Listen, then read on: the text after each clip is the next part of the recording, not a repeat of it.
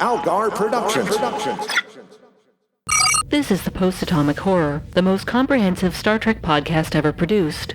Your hosts are Ron Algar Watt and Maggie Robotham.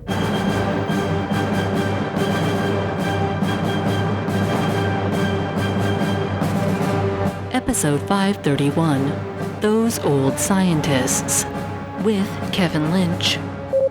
Hi friends, welcome to the Post-Atomic Horror. I'm Al. I'm Maggie. I'm Flonk. Hooray! Hey, welcome. Or, like I said last week, we got good news and we got bad news. Yes.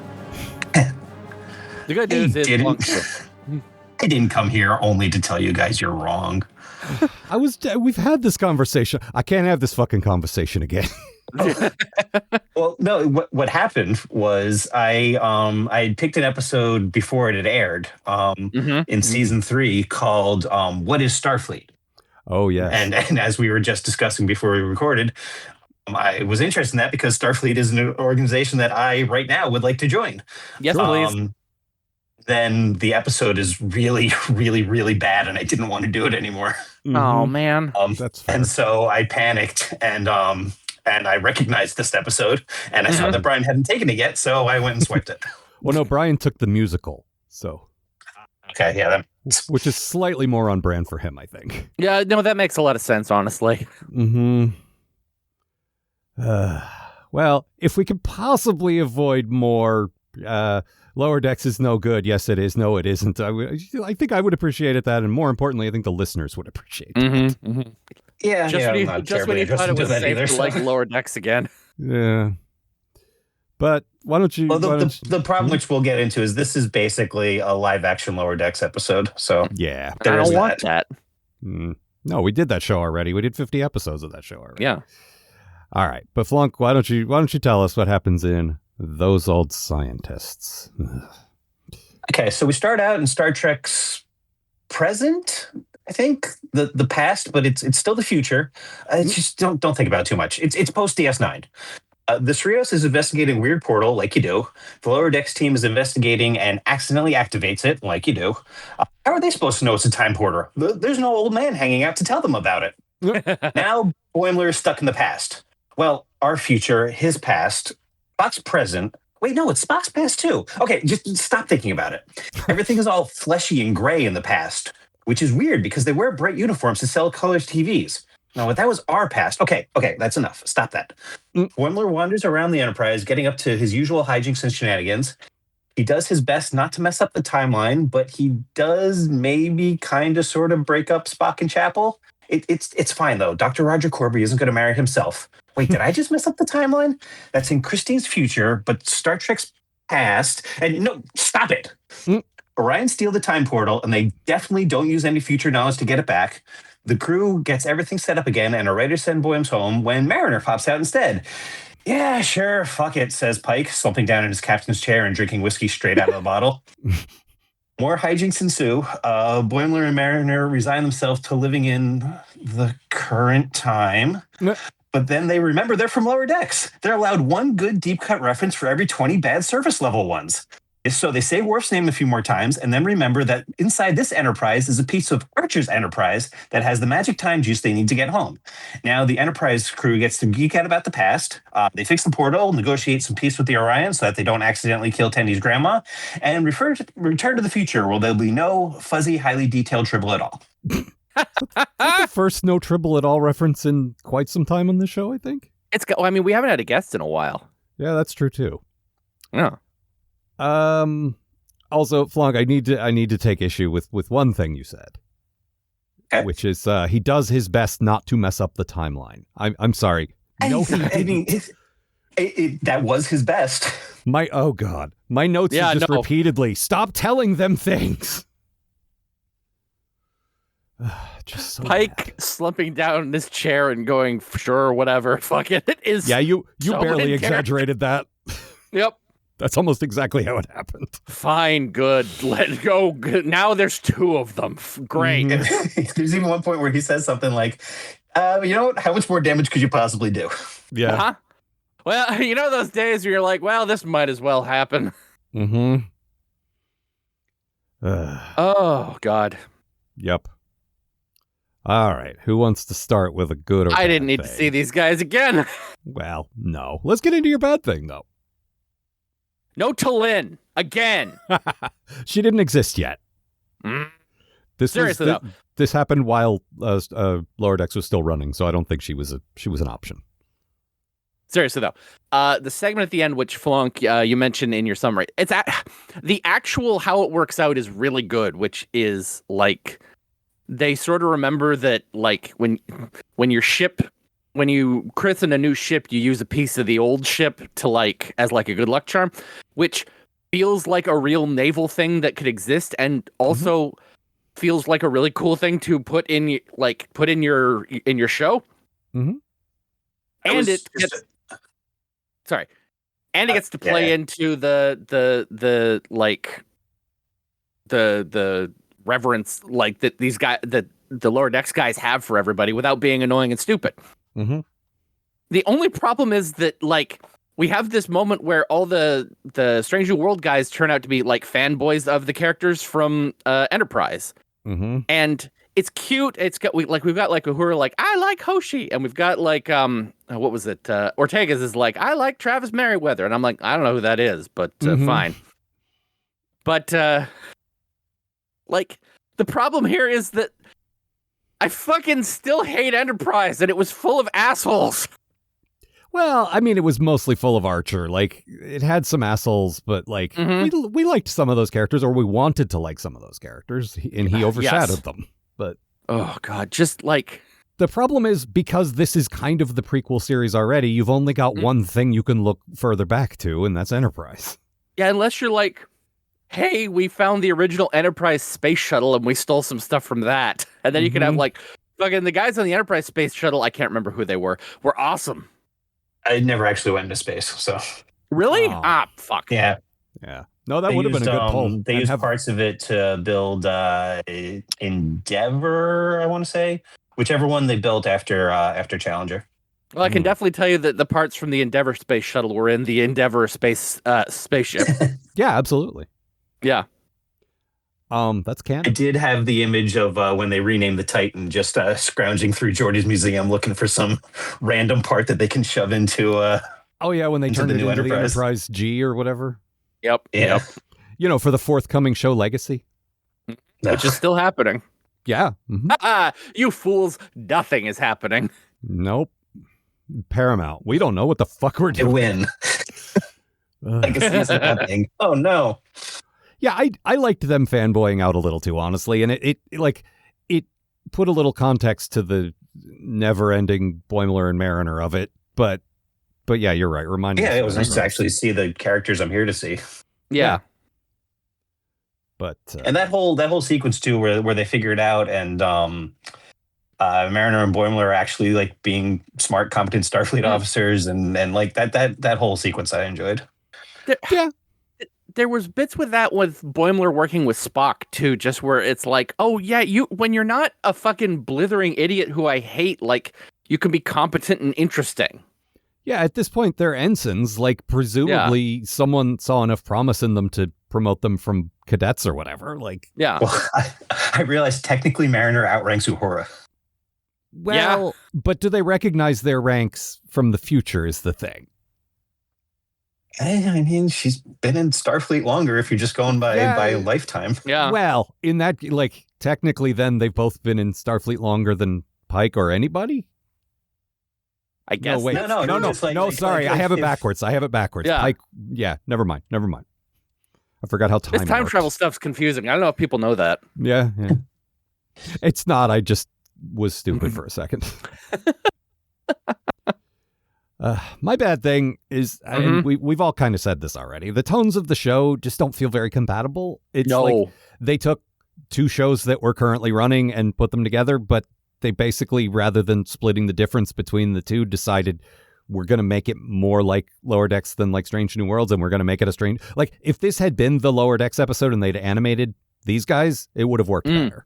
It's just because we're on Or this show's if home they just turf. decide to do a live action Lower Decks episode, that would have been fine too. Oh yeah. But because we're on this show's home And then we could have turf, seen the other guys.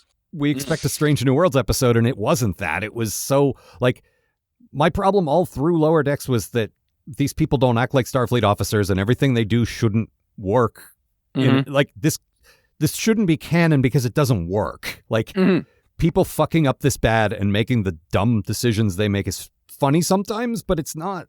Like, it doesn't work if this exists in the same world as everything else. And if you put everything together, it just makes that more obvious. Like, Boimler just keeps running his mouth and just, I don't know why Pike didn't confine him to the brig pretty early on, because he just keeps telling everyone in the future, like, shut up, man. It's like, buddy, I get that you're excited, but you gotta not. Temporal Investigations is gonna take you behind the woodshed. Yeah, like, La'an just met those guys. They're pretty hardcore.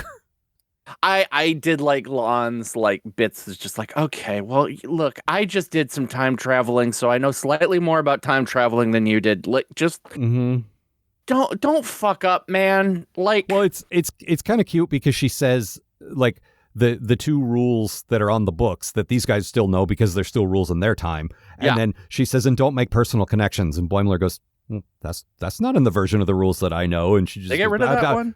Well, don't do it anyway. You get your heart broken. I mean, nothing. It's just cute. like you're gonna end up accidentally hooking up with the guy who's eventually gonna be Captain Kirk, and just like you hook up with Captain Kirk. What was his penis like? Yep. That would be Boimler. I'm kidding. Fucking, they already know what his penis looks like. It's not like it was a secret. Yeah, there's just so much of the like. It's in a museum like Rasputin's. Yeah, exactly. I mean, you laugh, but it kind of is. I mean, with the rest of him, yes. Yeah. Didn't the Borg take it, or Section 31 stole it, or Section something? 31 has it for some fucking reason. I have no idea why. In that Picard episode where they get the remains of Data and Moriarty's there, if you look in the background, Kirk's body's there somewhere. And it's like, what? It's like, why would they want this? He's just an old man. Like, he did a bunch of stuff, I guess, but like... Yeah, there's nothing remarkable about his body, really. Yeah. It's not like that when they saved Einstein's brain. Mm-hmm. It's a little like that, but still. But yeah, the whole tone of this anyway is just Boimler going around pointing at stuff and saying, "Oh my God, you're Spock! Oh my God, it's that!" And just this isn't a show. It's just like it's just bad DVD commentary. It's just a reference. Yeah, exactly. Yeah. So. Also, we get this like, oh God, the ones that really like when they're doing like the fucking like. When he's like on Worf's honor or like fucking Holy Q and all that, I'm like, God, stop it. These ones are the worst. Yep. And the weird thing is I don't think this was written by the Lower Decks writers. I think it was like Strange New Worlds writers trying to get that, but I guess they nailed it because we were both really irritated by it. Yeah. That's how you tell. Yeah. I don't know. Flunk, what was your bad thing since we're doing bad things? Yeah, let's get this out of the way. I like Jack Quaid as an actor. I think he does a real good job bringing a cartoon character to life. It's kind of toned down, but still easily recognizable as the same guy. But he is definitely about 10 years too old for this role. Oh, 100%.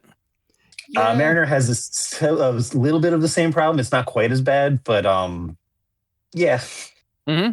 It does kind of take you out a little bit when you're like, that's a 40-year-old man in a purple wig. I looked it up because I'm like, I don't know fucking ages. We've talked about this. Like, I don't know what people look like. Well, he's only 30. Or when this Is he really? When this episode was made, yeah, he was born in. I remember because he's born the year I graduated, 1992. Oh, Boimler strikes me as like a try-hard ensign who like got promoted too quickly. Oh, see, I see these people as like man and woman children who are like in their 40s and will never advance because they won't shut up about Kirk's penis. I did look. Tawny Newson is like my age though, so like yeah, it's weird because they seem about the same age, but yeah, she's 10 years older than him. It just like I noticed I noticed that she has a nose piercing, which has never been animated, and I think they should have. Or take out the actor's, nose ring for when she's playing a character who doesn't have one. Hey, Tawny, we got to take that out. No, I just got it. It'll heal over. Mm-hmm. And two, Tawny Newson's fucking gorgeous. I never knew that. Oh yeah, I've seen her in other stuff. Oh yeah. There was a As always, I think- $1 billion properties. Yes, that's the one. That's fantastic. the one. One of the ones that got lost when CISO exploded. Mm-hmm. As always, anyone's direct hotness is automatically enhanced by being in a Starfleet uniform. That's true. Yeah. And I think I like when number one is kind of uncomfortable around Boimler. I'm just like, I mean, you put Mystique in a Starfleet uniform, that speaks directly to me. Yeah. I mean, she's literally a supermodel. Yep. So there's also that. My good thing kind of ties to this though. Like the live action versions of the animated characters worked really well. The uniforms looked great. Like we've only seen them. I think we saw them in some Picard flashbacks because it's from that era before Picard started. It's But a good designed uniform. It always has been. Yeah, I've said that all along. And like seeing the way they matched the look of the planet's surface and the portal from animation to live action looked really good. Like we're in the same place. That's the same stuff. Only it's live action now, and that's cool. I swear to Christ, I remembered the first time I watched this a few years ago, Rutherford and Tendi showing up in live action too, and I was super disappointed that they didn't because it wouldn't be that hard to do. I mean, she'd have to sit in a makeup chair all day. That would suck. But other than that, like it'd be fun to see. Hey, so would he. Yeah, but I don't think as long as her. Like they got to put the prosthetic on. I don't know. Maybe they use the Orions a lot. They might have the makeup kind of down. Oh, that's true. That's a good point. Yeah, they look way better now than they used to. Or hear me out. We just make Tendi the character that goes back in time, and then I like the episode. I'd be fine with that. Tendi and Rutherford, that'd be great. Yeah, the good characters. Yeah, or wait a little while and use T'Lyn because I'm with you there. My favorite. And I think all the Spock stuff, and we'll get into this in a minute with I think both of your good things actually. Yeah. But like the Spock stuff, I think would work with T'Lyn with another Vulcan. Say, wait a minute. Oh yeah. What is going on? Oh yeah. Maggie, you go first. Well, and she's got like that fucking fangirl thing too, like that I always liked with that character. I mean, it fits that show, but it wasn't so over the top as it is with Butler and Mariner. So, but let's do your good thing. Yeah. So I really like the idea of Spock experimenting with his emotions while he's dating Chapel. Just that idea of like, you know what? I completely fucked up my marriage. Vulcan clearly hasn't been working out for me. Let's try leaning into the human half a bit. And like, there's some genuine meat on Spock basically learning from Boimler that his human side is not the thing that he's going to be remembered for. And also Chapel learning that they're not going to work out because like Boimler's just not that excited to see her. There's some really interesting stuff to delve into, just to pick up on. I kind of wish we dug into that more than having Holy Q references. Yeah, but, whatever. I mean, that's kind of the bigger problem of it being a Lower Decks episode and not a Strange New Worlds episode. Yeah, exactly. If they found a way to focus on the Strange New Worlds characters being like affected by the Lower Decks guys, but it really became their show once they showed up. And like we're following these guys, and it's fine. The guest star of the week has a bunch of shit to do, but like we still need to know how it affects our guys, I just like there's a whole lot to get it, like, because you're picking up from being in the room with Boimler, especially that like people know who we are. A random dude is gonna know who I am. Like, how does that affect your brain? Like, even if he's not telling you specifics, they get into it a little bit with Mariner and Uhura that I really liked. And that's also why Pike kind of lets Boimler go around and not be confined to quarters, because he's like, this guy's kind of a fanboy, and he dressed up as me for Halloween. I'm kind of into that a little bit. Yeah. Well, Pike's still struggling with the fact that he knows he's going to be dead in a couple of years, or he thinks he is. And that's like seeing like, well, at least I'm remembered. At least like, my legacy survives. That's something. Like, that's kind of nice. He's got that whole bit too, like when he's gonna reprimand them at the end, and they have the idea about the ship, where he's just like, look, I know you don't have to pussyfoot around the fact that I die and like my face gets completely fucked up and everything. Mariner's doing like the face gesture and like the fucking box wheelchair thing, and just Anyway, no, like it's a good scene. Like, as always. It's a good way to use the thing that we've had with Pike the whole time with some time travelers. That makes sense. As always, when these guys shut up and like are just in Star Trek for 5 seconds, I like them a lot. Yeah.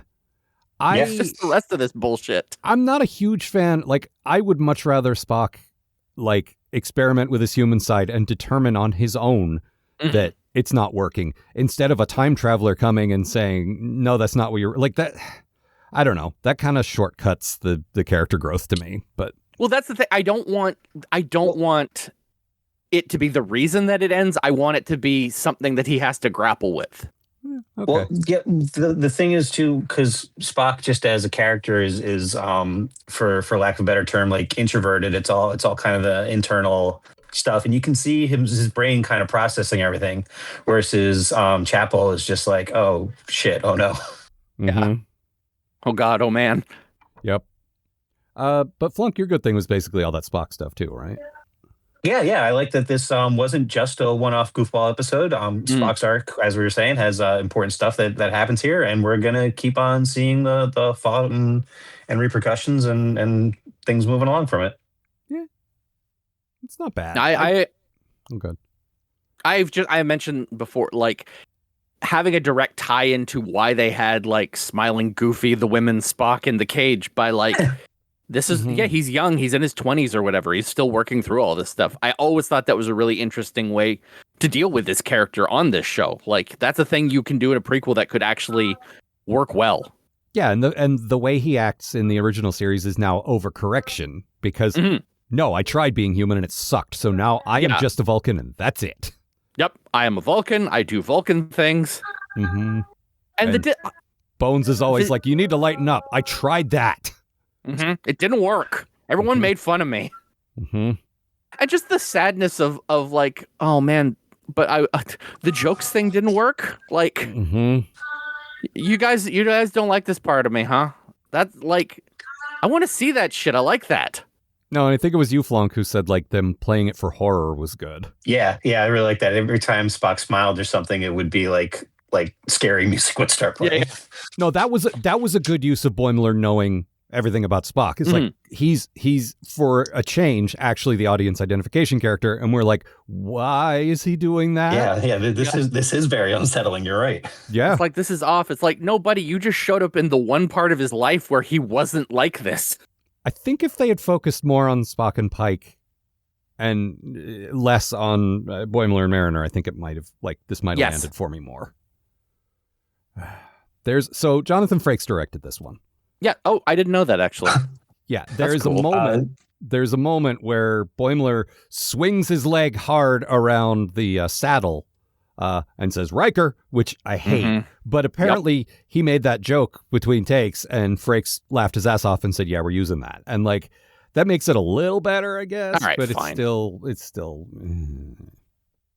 I forget which actor it was, but he was hanging out with Ethan Peck at a convention. And just hear someone screaming from across the other side of the convention hall, "Hey, hot Spock!" And then Frakes comes running up. That's pretty good. Frakes is apparently now just recently retired from directing. Like whatever. Oh, no kidding. I think he did an Academy episode, and I think that was it. I think he's done now. You know what? Good for him. That's a great He's like fucking 70 something now. So yeah. No, that's a great second half to your career. You know. I mean, it's disappointing to me as a guy who's going to continue watching Star Trek. Like, I love seeing his name pop up. But yeah, if he's done, let him be done. Like, that's fine. Yeah. And it's ending my dreams for Clock Stoppers too. Well, I'm sorry you had to find out this way. Well, he may also, have I guess only we're never going to get that Thunderbirds reboot. He may have only retired from directing television. Like, maybe he'll still do films. He was not voluntarily retired from directing movies. Also, he directed half a good Star Trek movie. Yeah. Also, throw this out there. Once again, it's fine for things to just stop. That's true. Yeah. Sometimes we can be done. 77. Lay down your burdens, dude. You had a good one. Go hang out with your grandkids or whatever. With his hot soap opera wife. Yeah, man. Fucking A. Mm-hmm. You know what? Have a good time doing your podcast with Brent Spiner that I will not listen to. No, absolutely not. Let's see what else. Just once again brought back my favorite joke from all of Lower Decks. Yes, I'm going to call it here, which is whose boy is this? Yeah, it was okay. Mhm. He does then have the good line, oh boy, I'm a man. Yeah. I'm a man, a grown man with my own keys and credit cards. We don't have those things. What's a key? What's money? I'm a big boy. Uh-huh. In the Voyager game, Maggie, did you get to research the key technology yet? I did not. That's fucking funny. Do you actually find the floating No, that's just a joke I made. Oh, I fuck. mean, Although Amelia Earhart should be out there somewhere. Maybe I just didn't Amelia run across her. Earhart, if I had my druthers, would fucking be a character you could yeah, recruit you bring in her that into game. the crew. Yeah. Yeah. I think we said that when we covered that episode, actually. Yep. Like, you should leave Neelix behind and take Amelia Earhart with you. Hmm. Amelia Earhart rules. Actually, she should replace Chuck. She'd be a great first officer. Yes. Oh, I was What going if to we say, replaced everyone we don't like in Voyager with hot women from the past? that seems fine. Like people who Mhm. influence Janeway, historical, like scientists and pilots and such. Yeah, and also T'Lyn is there for some reason. Sure. Well, she would be an astronaut that influenced Janeway, probably. Yeah. I was going to say, when you were talking about Pike, one of you was talking about Pike being like hearing about his legacy and all that from Boimler. It just, to me, it felt a bit like, oh no, it was the Uhura bit. It felt a bit like the Zephyr Cochrane from First Contact stuff, where you just keep laying on how important you're going to be, and then they get a little overwhelmed by it. It's like, Well, that's kind of the shit I want to see. Like, yeah, but they did that Like, already. Like, it's been done already, Well, you know. I understand, but like, Yeah, it's been 60 years. They're going to repeat some stuff. I guess so. I like that. And I also like the idea of, like, these guys view these characters as, like, the way we view famous people, you know? Like, they don't know the specifics. They just know what they read about. Like, Right. this guy doesn't know that Spock had a weird, awkward period in his 20s because no one fucking writes it. Like, he can that's say he true. knows everything about Spock, but he knows everything that was written about Spock, everything that other people said about Spock, you know? Yeah, that's a good point. Like, there's something there. No, and I wanted to like the Mariner and Uhura stuff, but that felt so meta. Like, they clearly wanted to do the black woman respects the black woman, and I get that, and I love that. Yeah. I genuinely do. It just didn't work in the story for. Like, I wish they'd taken another pass at it, because there's something there. Yeah. But it turned out Mariner for 10 minutes is like, I gotta meet Uhura, I gotta meet Uhura, and then she meets Uhura, and Uhura's like, who are you? Could you back off, please? Step. Hi, wow, you're really excited. You know, I just got out of college, right? Like, I'm not that person yet. Could you please stop? Ma'am, you're significantly older than me. Like, Mm-hmm. But I will say, I got to give him credit. Like, we were talking that Spock had a little bit of character development. They were doing another beat in the Uhura is overworked thing, and Mariner's Yes. like, you gotta relax. You gotta, like, chill out sometimes. And in doing that, she in came the up with a good animated idea. segment, they hit pretty hard that Uhura has such a rich and fulfilling life outside of work. I'm like, does she though? yeah, Well, I mean, we've talked about this on this show, is like, that's what Strange New Worlds is doing. It's showing us that because Bill wouldn't let us see it before. Yeah. So, like, we get to fill in those blanks. And, like, I think she did. I think she had a great inner life that we never got to see. Well, I like the idea of her, like, all of that's on the back burner now because she's just, like, into the work now. You know, it's just like, no, Yeah. get back to, like, you love music. Like, get back to, you know, you Yeah. have to do your hobbies occasionally. I mean, we have to lead into I- that, her singing a song about Spock being the devil at some point. Yes. I Fucking did you like. I should thought it was jam out with a very funny joke that she's spending the whole episode trying to translate the ancient writing on the portal, and it turns out it just says this is a time portal. Yes. Yeah, That was good. that's really good. Mm-hmm. There was a good line when Mariner and Boimler have a moment to themselves. And have you noticed how slow everyone talks here? Yeah, and quietly. Like, Yeah. that was funny. Probably not in the way they meant, No. but it made me laugh. I also like number one doing the opposite of that, which is all their references are very weirdly specific. Mm-hmm. So we haven't really talked about. Apparently, Boimler has a poster of number one. Yeah. Oh shit. Yeah. And there's a whole thing about like Mariner's like, but it's not like that. It's not like what you think. And number one goes, what do you mean? What do I think? And like, do you not know that people look at pictures of people and masturbate? And masturbate. This is not like they didn't get rid of masturbating in the future, did they? Like, I know hope what not. that is. Yeah. I know for a fact that has no place in Gene's visionary vision. Oh, I don't know. He was a horny bastard. No, this is what I'm saying, man. Oh, like, I look, see if what you you can't mean, yeah. fuck 3 weirdos, like, Yeah. that's fuck true. one weirdo. Yeah, that's true. It's just, it was weird that she didn't understand what she meant by that. I don't know. Can I But- say how much I No, love... she knew. She just didn't want the details and Sure. quite Yeah, I correctly guess so. about that. I guess it's the way she played it was a little like, what do you mean? But I don't know. Sorry, you were going to say, Maggie? Can I say how much I love, after watching the courtroom episode a couple back, how much I love her getting to find out that in the future, not only are like her people allowed in Starfleet, but like she's the poster child and the thing that she believes in is on the poster, like a recruitment poster. I think that's really beautiful. Like that's a real fucking, don't worry, it actually does get better. All right. I didn't interpret Yeah, it that way. like, But yeah. I thought that was really good too. That was a big one for me. Just like getting to see that.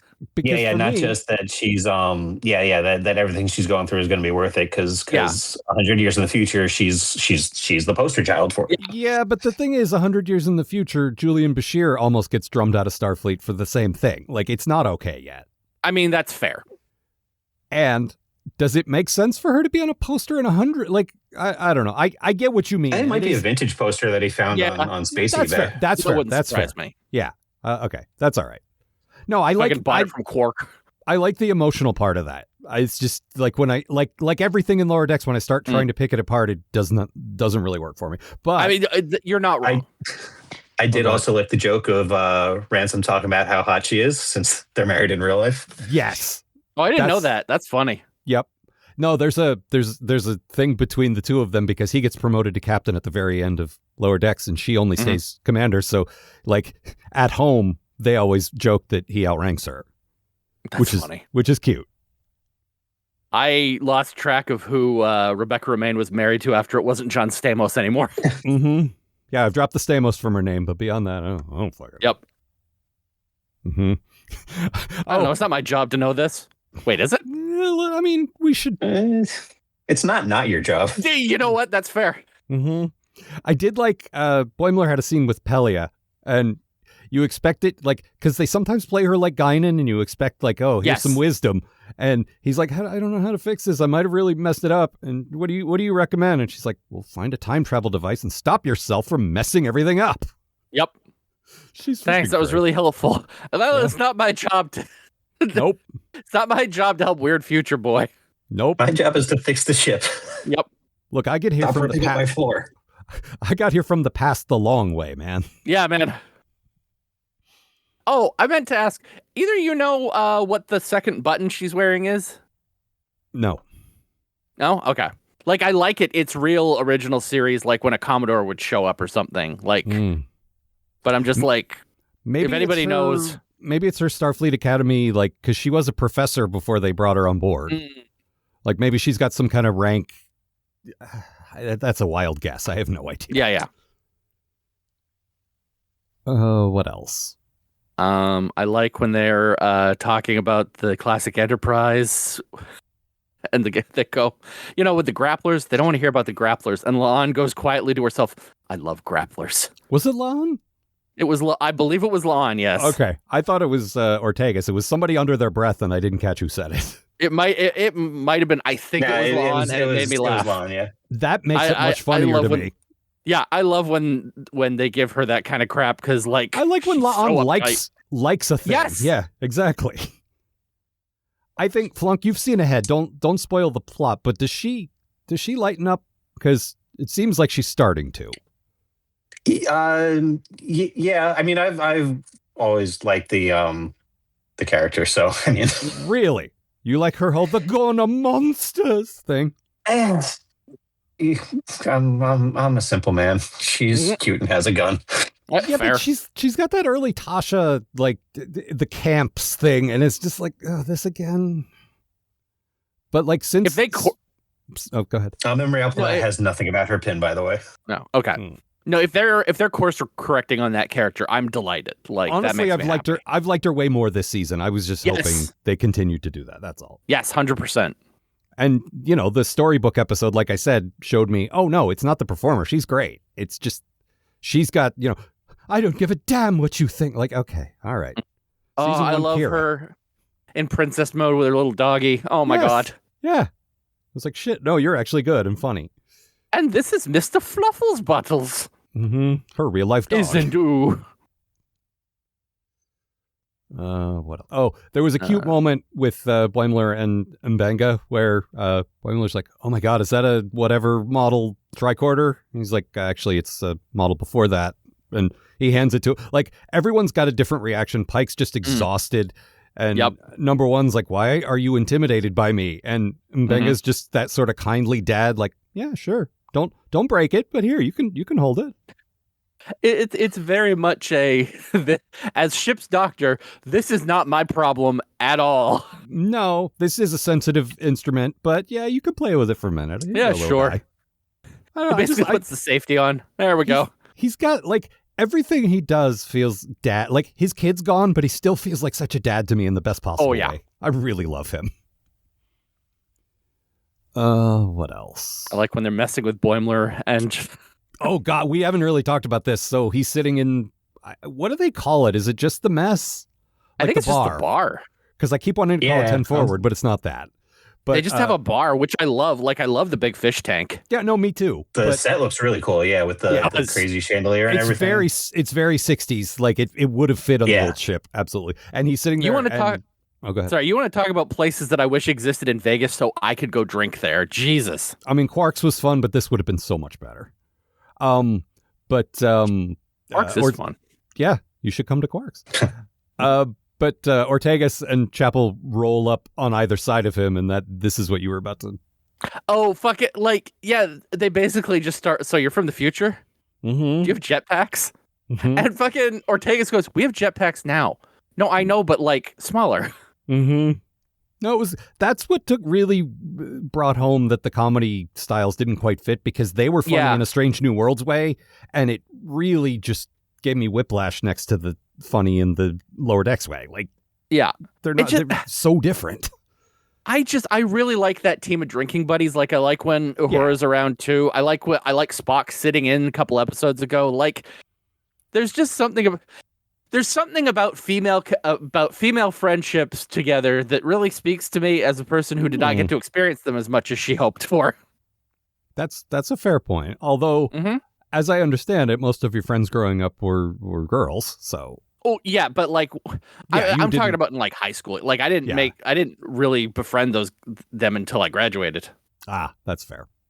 I met Amanda on our fucking grad cruise, basically. Oh, weird. Yeah.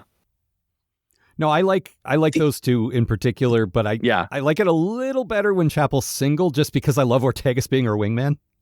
Yes, 100%. But it's still great now. Like, it's great always. Also, there's no way in hell those two aren't sneaking off to make out when they don't have anything else going on. Yeah, probably. They probably got the Deanna and Bill arrangement. Yep. You and Spock aren't doing anything tonight. Nah, you want to fool around? Yeah, kinda. Mm-hmm. What else? The only other jetpack in Star Trek was Michael in the pilot episode of Discovery. Oh, well, yeah. That would have been before. That would have been before this, yeah. So the timeline makes sense. I'm thinking of Kirk's rocket boots from Star Trek rocket 5, boots, but that's not the same thing as a jetpack. That's not a jetpack. You're right. That's fair. Technically, it's a thruster pack. Thrust. Technically, schmecked like. Mm-hmm. You want to try that one again? No. Okay. I stand by it. All right. What else?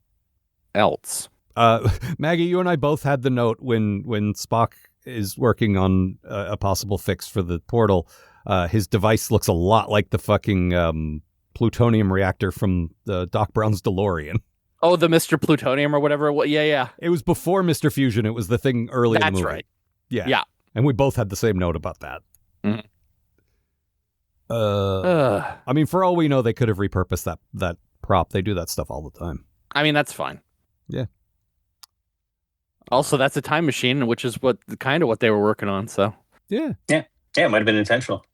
I like both of those guys. I especially like Spock in that fucking apron and goggles. Oh yeah. Also, that's very The Cage. If I remember correctly, there were outfits very similar to that in The Cage. That was one where they did the Jack Quaid, the live action actor, recreating poses that Boimler's often in the cartoon, and it was good. It wasn't distracting. I liked it. They kind of do that when he's tangled up in the wires too. Like he's got a real sort of gangly, like cartoony look to him. See, I was very unfamiliar with this guy, and I looked him up, and apparently he's Dennis Quaid and Meg Ryan's kid. Yep. Oh yeah. Which I did not know, and he's been in lots of things with some dignity, which surprised me. So he is in a horror movie I really liked called Companionship, and he does Companionship. It's one of the two. It's fucking good. Like he does a great job. He did the voice of Superman in an animated series. He's a really good Superman. Yeah, apparently. He is. That show's fun. Yeah. Because this is the first thing I saw him in, and I hate him so much, it's hard to get over that. It's like how I have trouble seeing Bakula and stuff now, you know? Yeah.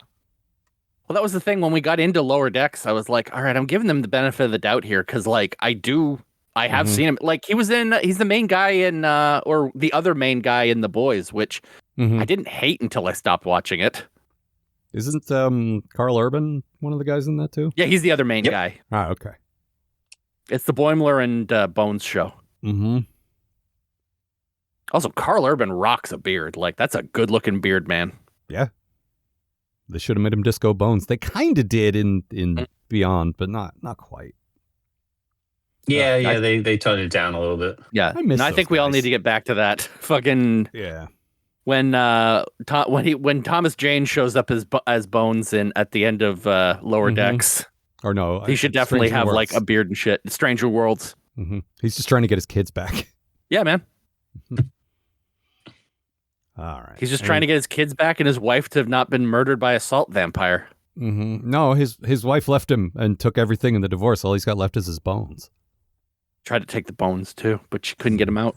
Mm-hmm. All right. Anything else? Need the Vidian surgical device. That's true. That solves every problem. Apparently.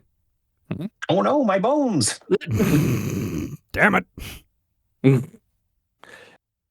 That game allows you to let anybody have their lungs stolen. Oh. Can you make the lungs crewman? Oh, I hope so. If only. Yeah, I have to unlock the bring lungs to life and make crewman technology, and that shit's expensive. That's like the fifth fucking... it takes 20 cycles to unlock. It's crazy. Yeah. I'm just thinking you should promote someone's internal organs over Harry Kim. That's all I'm saying. Oh, I agree completely. Those lungs get to be I purposely shoved Harry Kim into the Borg as a distraction. I just picture fucking like Dr. Manhattan's circulatory system serving on the bridge of Voyager. Yeah. And giving Harry orders.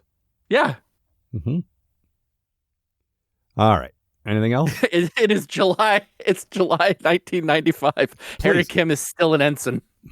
It is Stardate whatever. Come on. Mm-hmm. Harry Kim is still an ensign. Mm-hmm. All right. I'm on Mars, and Harry Kim is still an ensign. I mean, they did that joke in Lower Decks. We enjoyed that one, actually. Yeah, that was a good one. Yep. Yeah, it was right near the end where they're like, okay, one good one. How about that? As a treat. All right. Do we have anything else? That's it. Nah, that's everything. All right. Well, then I suppose that's all for this time. Yeah. Next time we will be doing one that I've seen and remember absolutely nothing about, Under the Cloak of War. This is I think by this point that's a good one. That's a serious one. Oh, okay. Yeah. Good. No, by this point I think I'd stop watch I think I stopped watching right before this because I didn't want to watch it. I know I haven't seen the musical episode, so I did not care for that one either. They just 10. I've said this before, but like 10 episodes, doing 3 wacky ones out of 10 is too many. Yeah. I love a wacky one if it's done right. Oh, yeah. That's too many. Well, bring back the 22 episode season. Or that. Yeah, that'd be no. good. Give us stupid episodes. I think there's a compromise there somewhere. Maybe 15. 15's not bad. Anyway. I'd take 15. Yeah. And I believe Tilo will be joining us. Hey. So look forward to that. The website, as ever, postatomichorror.com. If you want to write to us, it's postatomichorror@gmail.com. And the Patreon is patreon.com/Algar. For as little as $1, you can hear the show 13 weeks in advance, as well as a bunch of other bonus material. Yeah. All right. And that's all for this time. Yeah. See ya, folks. Worf! Oh, God. The Post-Atomic Horror Podcast is a co-production of Maggie Robotham and Ron Algar Watt. Copyright 2026. Please don't sue us. We're just doing this for fun.